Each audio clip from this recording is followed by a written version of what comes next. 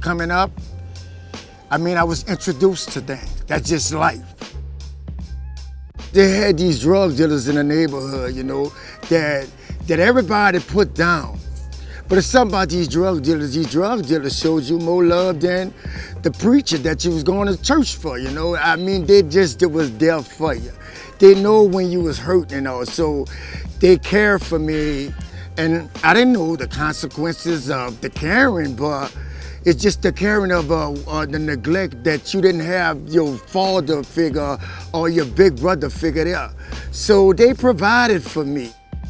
They always count them down, but that was the ones that showed me love. You say they call them wolves, but them wolves cared for me. And I thank the Lord for them wolves.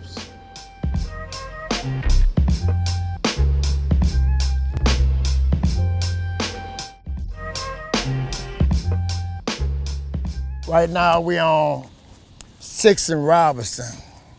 It's the heart of the Magnolia. A lot of brothers and sisters died in this place. This is a blood ground. I'm sitting in a park that I basically grew up in that was set it right across the street from the Melfamine Project. The only playground that kids in this vicinity had opportunity to really play at, which was one of the most dangerous parks in the city of New Orleans, because surrounding this park, you liable to see anything and everything. Drugs, violence, prostitution, liquor stores on every corner. It's just no structure. It's just nothing that kid can see that can have a positive impact on their life in the communities today. Not having a father in my life, or mother being a drug addict, grandmother trying to care for me as well as her own kids, it was just very dysfunctional. At a young age, I got into the street life. My grandmother did the best she can along with my aunties and my uncles, but it was something about the streets and the men in the streets that gave me that comfortable feeling that made me feel like I was loved. So my young teen life was spent in the streets, roaming through the projects and through the neighborhoods late at night. I spent 30 years in prison. That stage of my life was the worst of the worst. I lay dead to the world for 30 years. But I found a lot of positive things that involved myself in prison for as educational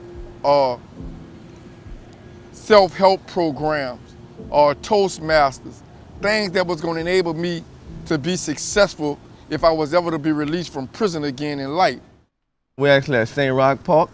Being in this neighborhood is it's a shock for me also, because my brother was actually involved in some violence a couple years back. And my brother was shot 9 times. He survived the ordeal, but it's still in this neighborhood, and just being in this neighborhood kind of reminds me of that. It keeps my head level. Dealing with black fathers in New Orleans it's a struggle, because it's like I'm a therapist. A lot of them come in here and tell me these struggles about how hard it is for them to find a job. They don't have no convictions, clean, went to school. It's just the job market don't present opportunity for guys who want to be fathers. So they'll have to turn to the street life to try to, feed their children. It's like, if you're a father in New Orleans, you're a forgotten man. One of the most common stories you're gonna hear from any father in the city of New Orleans is not being employed. And being over the Fatherhood program, I have learned that it's not that black men don't want to be fathers, it's that black men are ashamed that they can't take care of their kids. So when a father tells his kid, on Friday, I'm coming to get you to bring you to a movie or to a park, and when Friday come, that father don't have no money, therefore he begin to duck his kid. One week turns to 2 weeks, 2 weeks turns to 2 months, before you know it, years done passed, because this man not able to face his kid because he feel like financially he can't support that kid. I work for Healthy Start of New Orleans, overseeing the Fatherhood program. My work in these organizations is just trying to get men to not fall through the cracks like I did, and being an example of men that regardless where you come from in life, that you can succeed. You just gotta have determination, and nobody should not want more for you than you want for yourself. Through the Fatherhood program, I help fathers understand what it feels like to be a father. It helps me to understand that I wasn't in a journey by myself and not having a father. So giving those guys experience and let them know what it feels like not to have a father, and they sharing experience what it feels like to have a father. Together we build those contents and try to just put together a great program and resources for fathers in the city of New Orleans that really in desperate need. In terms of the Fatherhood program for Healthy Start, we've always had a small component, because hopefully everybody knows that dads are important, and their involvement with their children has a huge impact on whether or not they go to school, whether or not they might go to college, whether or not they what kind of jobs in the future. So that dad's involvement is really important, and it's something that Healthy Start's been involved with for some time on a smaller scale. But in the last 2 years, we've really been focusing on trying to build that fatherhood component and look at, are we providing a friendly environment to our dads? Is it a program that they want to be involved in? What kind of services would they need to help support that family? Because as we look at the research, it shows that if a dad's involved, that the mom is more likely to, and if the dad's supportive, that they're more likely to get prenatal care, they're more likely, if they're smoking, to stop smoking, they're more likely to breastfeed if the dad supports them. So we've just really tried to build up that program and to build that support for the moms, and not look at, the family unit is both the mom and the dad and what's going on in that home, and really recognizing that. Every individual has their own needs, so everyone is different. I can't, it's not a cookie cutter program where it applies to one person, applies to the next. Everyone has their various needs, and so we want to have a program that's flexible, and that we're meeting with people where they're at and then providing those services from there.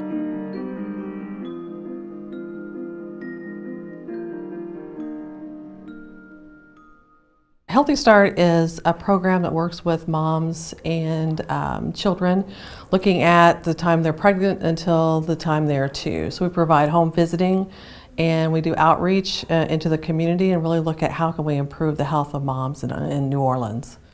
We provide what we call as parents as educators curriculum, where we actually work with the moms, the dads, the grandparents on how to be a better parent. We had just had our son, and we were getting assistance from Healthy Start with their different programs and different WICs and different things like that. And then actually my wife she applied for employment and she got the position. So when later on down the line, when the Fatherhood program and the Crescent City Dads came along, I was interested in it just because of what it was, and got into it. And that's how I found out about it. I found out about Crescent City Dads when I went to a study group, and I met Brother Kevin Sherman, and he presented an opportunity for me. And I liked the story that he was telling me, and it was something that I was very interested in. Actually, when I first started the program, I was having my baby son, Kevin, and I learned a lot of stuff as in the program as far as building a brotherhood with the brothers, the life struggles that they go through, the happy things they go through. And we just built like a brotherhood. Me and David and Kev, like our big uncle. Barbershop Talk is something that we originated and started to get guys in the community to just come out and tell raw stories. We sit down, we have round table discussions on how can you become a better father. What are the obstacles in your way of preventing you from being that father that you really desire to be? I bring the worst of the worst in, because I think in order for to change the community, you got to use some of the same people that helped destroy the community. My mother, she was my mother and my father, meaning that she taught me things that my father couldn't teach me that I know right now today. Growing up, the fatherhood figures in my life was my heaviest influence was my dad. He was a hardworking dad, went to work every day, worked at Sewage and Water Board. Also, my coaches growing up, my football coaches growing up, was a big influence of my coaching now. That's why I do a lot of my coaching, because the coaching influences that they had on me. We coach kids from the age of 4 to 14, and everywhere in between those kids, we have different cases. They're all going through different things, and as a coach, I'm more than just a coach. I'm a counselor, I'm a teacher, I'm a security guard. I didn't really experience a true, real father figure until I went to prison. What I really thought was true father figures and men that loved me on the streets were men that exploited my youth and my ignorance to push drugs up and down the city of New Orleans and around the city, and they benefiting from it. Father figures I had in my life was my sister's husband. He took me under his wing, made sure I didn't get caught in the streets. Like my friends that I grew up with, he took me with them when he moved with my sister and raised me like his son. And the things he did for his kids, it was stuck on me in life to what I want to do with my kids. As far as, it's not the dollar amount, it's the time that you put in with your kids to create memories. Because you could buy them some shoes and they forget that right then and there. But they'll never forget a day y'all went in the park and he was, that's what he really instilled in me. It's about the time that you put in with your kids. Fatherhood, what it has become to mean to me, not having a father, and now being around a lot of fathers and playing a major father role and as a grandfather in my family, it has really become to mean the world to me. I wouldn't trade it for nothing. Being able to take your grandkids to the park and being able to give them the things that their heart desire, it makes you really understand what part of life that you really missed out on. So fatherhood to me has become a work and a blessing from God. Crescent City Dads was my experience with it. It was a real good experience. It was fun, it was informative, it was needed. It made me a better dad. I would say, just because of the different lessons we went through, just different experiences. And my sons always ask me when we're gonna go back. Fatherhood mean to me with my kids is doing whatever I can do to make them happy. I know I can't make them happy with everything, but just to let them know Daddy here, I got their back. They could come talk to me about anything. The goal that I have in mind for the Healthy Start Crescent City Dads and the rest of the fathers, not only in New Orleans but around the world, that black fathers stop being stereotyped, stop being said that they don't want to be fathers, and that people get to know these men. This is the struggles that these men faces, and this is a struggle that I hope to help these men with overcome. I hope to bring gainful resources to the communities that I serve as a fatherhood facilitator in the city of New Orleans as well as around the world. We like to say that, if we have to, yes, we can raise a child on our own, but the best case scenario is the entire community. You got both parents, you got grandparents, you have the whole community that's involved in raising that child. It doesn't matter if it's your biological child, you have to think about how are you going to interact with them and be a positive role model. Everybody repeat after me. One mind. One mind. One family. One family. One spirit. One spirit. And together, And together, we can do all things. we can do